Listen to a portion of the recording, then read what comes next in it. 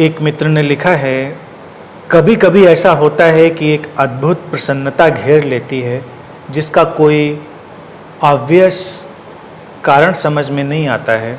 एक अकारण प्रसन्नता होती है, कोई चाह नहीं, एक प्रवाहित होता हुआ प्रेम जो सारे संसार को अपने में समेट ले। उस समय मृत्यु भी घट जाए तो कोई परेशानी नहीं। इसके विपरीत कभी कभी एक ऐसा भाव भी आता है जिसको परिभाषित तो नहीं कर सकते, पर एक दुख, एक निराशा जिसका कोई कारण नहीं, वो भी भीतर से गुजरता है। जनरली तो भीतर शांत रहते हैं, पर कभी कभार ऐसी स्थितियां भी होती हैं। कृपया इस पर कुछ कहें।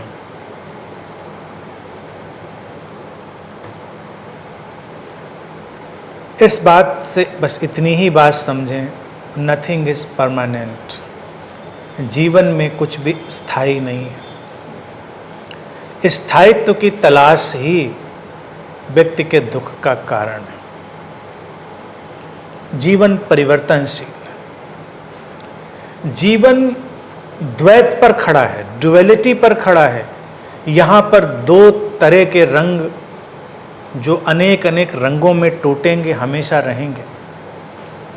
तो अगर कोई सोचे कि प्रसन्न तो हमेशा प्रसन्न ही बना रहेगा, तो उसने दुख को पहले ही आमंत्रित कर लिया है। अगर अकारण प्रसन्नता आई है तो अकारण निराशा भी आ सकती है। अब अगर अकारण शब्द को ही पकड़ लें तो गुत्थी हल हो जाएगी, उससे आगे परेशानी नहीं बढ़ेगी। जीवन में चीजें तमाम अकारण ही आती हैं। जैसे सुबह होती है, शाम होती है, घटती रहती हैं चीजें। अकारण के पीछे भी कुछ ऐसे रहस्यमय कारण हो सकते हैं जिन्हें हम कभी जान नहीं सकते, और अगर हम उन्हें कभी जान ही नहीं सकते तो बेहतर है उन्हें अकारण ही कह लें। लेकिन ये इतना विराट रहस्य है कि कोई कारण हो सकता है पीछे, इतना विराट कारण हो सकता है कि उस तक हमारी पहुंच ना हो। इसीलिए मैं हमेशा कहता हूं कि भारत में इस ज्ञान की प्रक्रिया को 3 हिस्सों में ही तोड़ा गया है: ज्ञात, अज्ञात और अज्ञेय, नोन, अननोन एंड अननोएबल।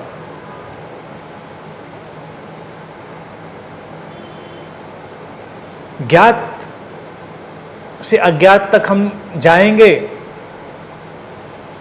अज्ञात को कभी भी ज्ञात बना लेना संभव होगा, लेकिन जो अज्ञेय है, अननोएबल, जिसे जाना ही नहीं जा सकता, एक हिस्सा वो भी है।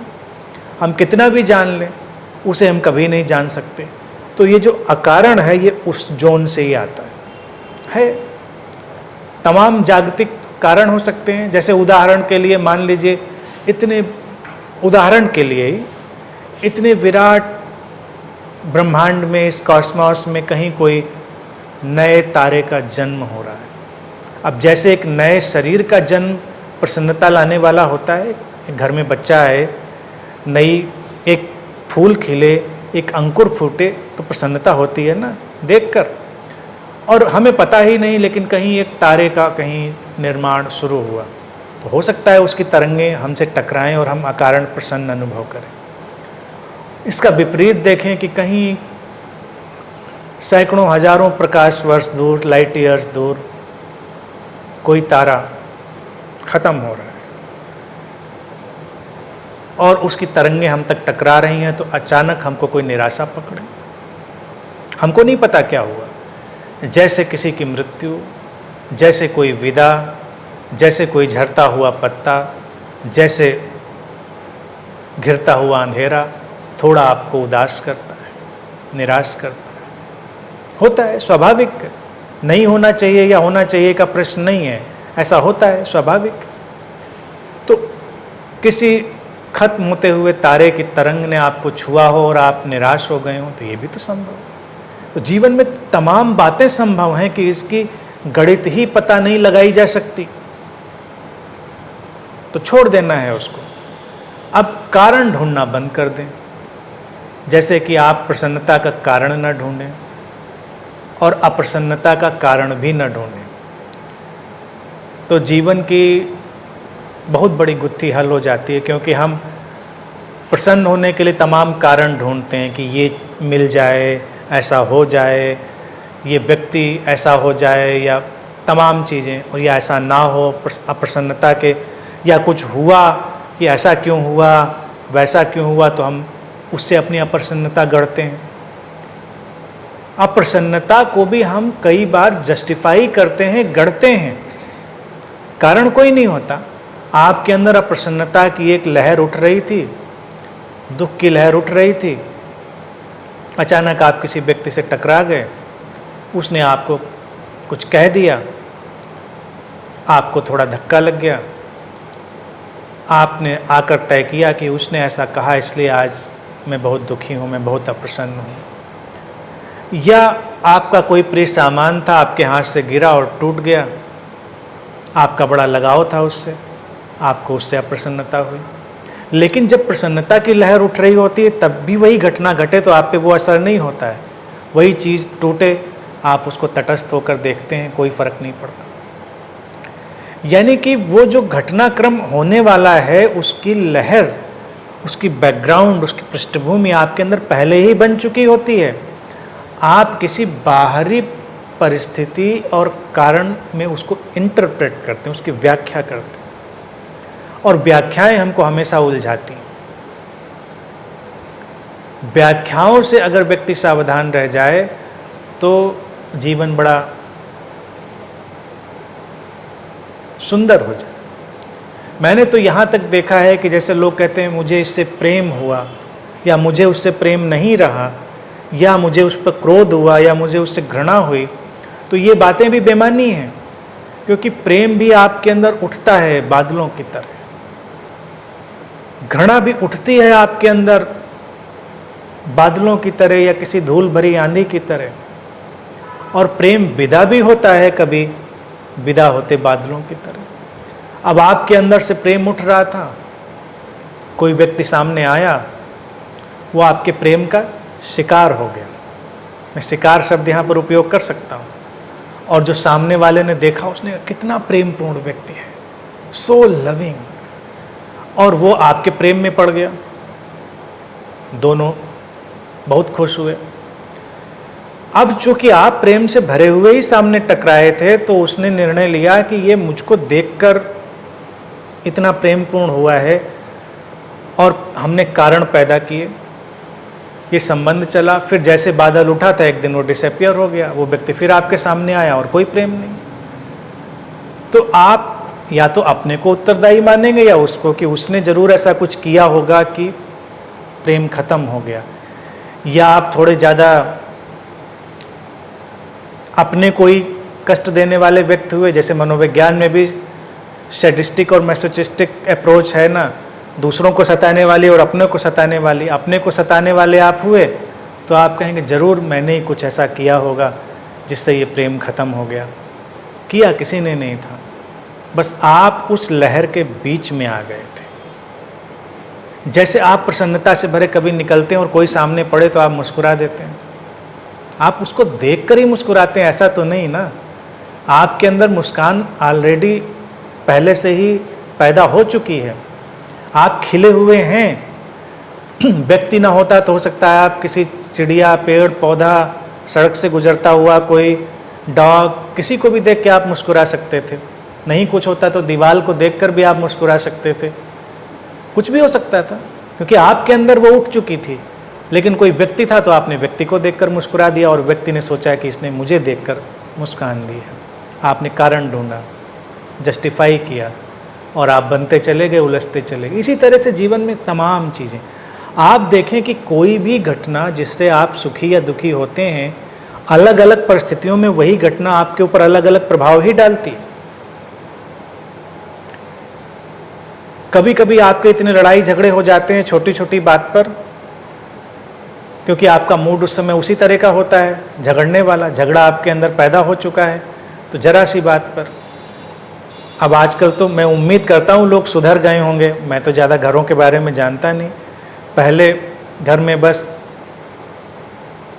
सब्जी में नमक कम हो गया, चाय छलक गई, इसी पे झगड़े हो जाते थे, क्योंकि झगड़ा तो अंदर चल ही रहा है।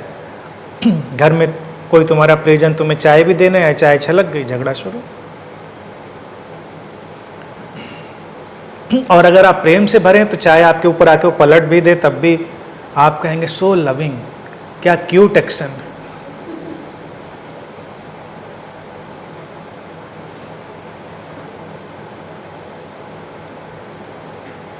ये हमारे अंदर की भावदशाएं हैं जो अकारण ही घटती हैं, वास्तविकता यही है। लेकिन चूंकि इंटरप्रेट करने की आदत हमको पड़ चुकी होती है, उससे फिर हम शिकार हो जाते हैं, इंटरप्रेट ही करते चले जाते हैं। हमेशा एक बात ध्यान रखें कि कभी भी एक रंग नहीं होगा, तो दोनों रंगों का स्वागत करें, जीवन के दोनों पक्षों का स्वागत करें।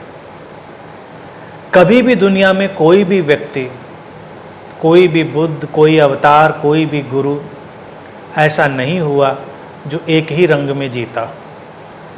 लोग प्रिटेंड करते हैं, झूठ बोलते हैं। उन्होंने ही व्यक्ति को उलझाया है, क्योंकि एक अवधारणा भारत में डाल दी गई, परम आनंद में रहना। जो ज्ञान को प्राप्त व्यक्ति है वो परम आनंद में रहता है। तो कुछ ज्ञानी लोग तो मुस्कुराने की ही कोशिश करने लगते हैं। मैंने कई ज्ञानी देखे, कोशिश करते हैं कि पब्लिक में जाएंगे तो लगे तो कि परम आनंद में है।